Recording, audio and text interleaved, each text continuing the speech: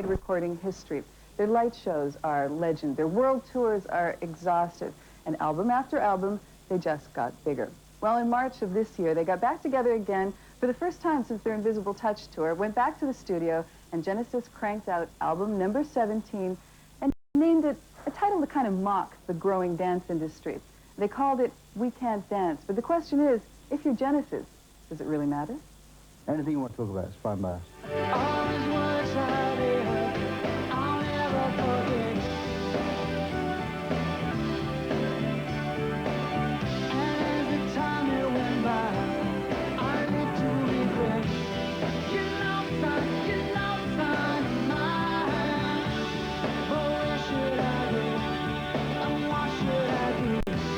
Actually, I thought that would probably be sort of hellish to film with all that flurry of feathers flying around in the lip sync. See, she thinks they're feathers as well. What are they?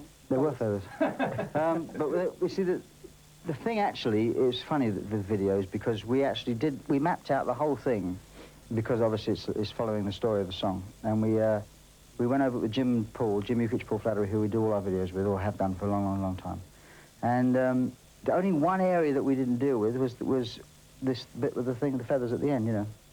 And it took us by surprise, I think. And fortunately, we were able to justify it. I mean, in the end, you see, you have a close-up on the snowball. You know those things you shake with snow in? And, it was like, the whole thing was supposed to be going on inside the snowball, and then the father picks it up and he smashes that, and that wakes the boy up from a bad dream. But, yeah, we were hoping they weren't going to look like feathers, but they do.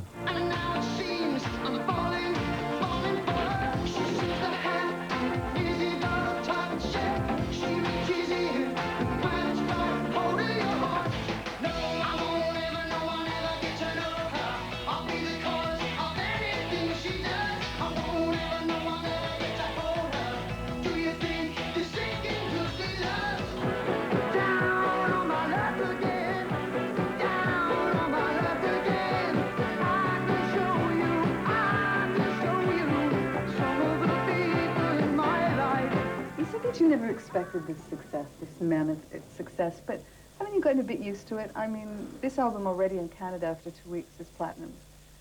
Isn't there a sense that... At all? Sorry. The English arrogance, yes, right. I was trying to be funny, actually, right.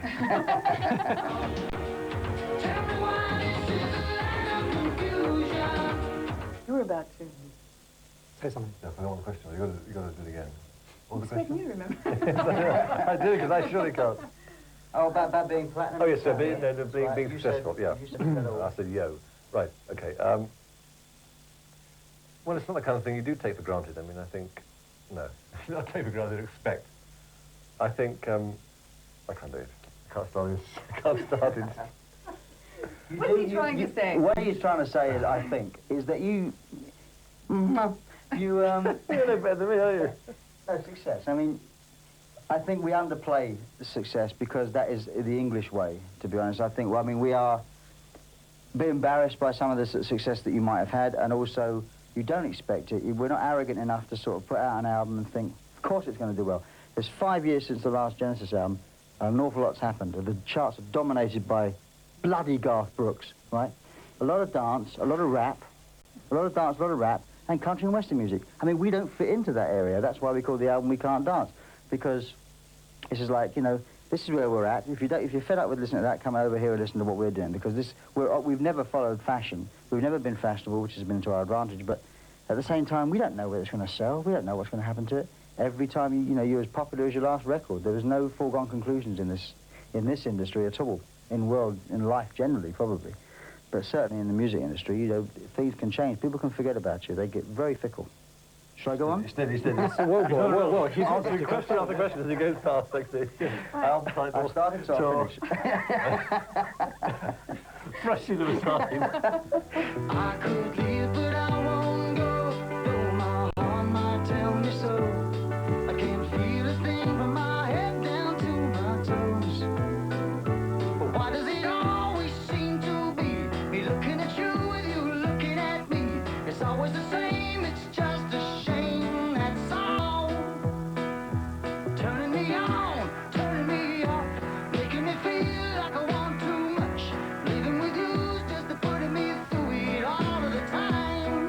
One time, you said that boarding school for the two of you had, I think you actually commented that it had a, maybe a negative effect. I wondered how much that shaped your personalities. I mean, because you two share that. And how much the Artful Dodger shaped yours. Just check your bag when you leave. I think it undoubtedly shapes your personality. I mean, to be sent off to a boarding school when you're 7 years old, you know. I can't imagine it when I look at my kids, you know, both of which who are past that now. To have sent them off at 7 would be a very strange thing to do. And to some extent, I see it a bit of you're denying responsibilities to some extent. And I don't think it's a good thing. And it does affect you. I think whether it's, I mean, there are pluses and minuses from this thing. Obviously, by being away from home like that, I think you do form very close friendships while you're at school. And that has proved valuable to me because of the initial starting point of Genesis. I mean, one of the starting points of Genesis was my friendship with Peter Gabriel. There was a piano in the dining room of you know, the place where we lived, and Peter and I, as Peter Gabriel, used to just sort of play songs, Otis Redding songs mainly, most of our free time. The thing itself, because of its success, was becoming a little more conservative. You know, now if I want to do something which appears stupid or unnecessarily dangerous or risky to the other people I work with, I'm entitled to do it because it's fundamentally my thing which I'm putting at risk. I know about that. There was one thing you must be sure of. I can't take it anymore, darling. Don't you monkey with the monkey. Hey, hey, hey, monkey, monkey, monkey. Don't you know you're gonna shock the monkey? Hey, hey, shock the monkey. Hey, hey, hey, hey. And the Artful Dodger? Well, I went to in stark contrast. God, you couldn't get more of a contrast. I mean, I went to a drama school, you know, a stage school, really. I mean, drama school sounds like you really learned how to act, and I didn't learn how to act. I just went to for auditions, given the opportunity to do jobs, you know, like commercials on television and things. And I missed a lot of you know, academic work at school. And we actually got away with murder. There was about 15 students in our lot, and it was the first time the school had grown up with us. And so we were the first bunch of students, you know. And when Sergeant Pepper came out, we had it on in the classroom while we were doing French, you know, and when we were doing maths. And we had the Younger Than Yesterday by the Byrds on while we were doing English language. I mean, we got away with murder. I mean, and our teacher said, surely you can't be listening to me. We just say, yes, we are. Oh, yes. Sit down, tell anybody what I wanna do. If they find out, you know that they'll never let me through. Because the X is no fun, being a legal. I think in some respects it's true to say that I was kind of, for the first few months, treated, you know, I was class clown a bit with the guys. I mean, the personality, to some extent, of a band comes from the engine room, if you like, the drummer, and sort of I was the one that was always sort of cracking the jokes, and what was potentially at that time, you know, Mike and Tony were far more highly strung Delicate. than they are now, you know. I mean, a lot more. I mean, they It's are. a great balance. We used to, when Phil first joined them, I think he got a shock because it was a difficult time suddenly with the changes, and we used to argue an awful lot. You know, and his first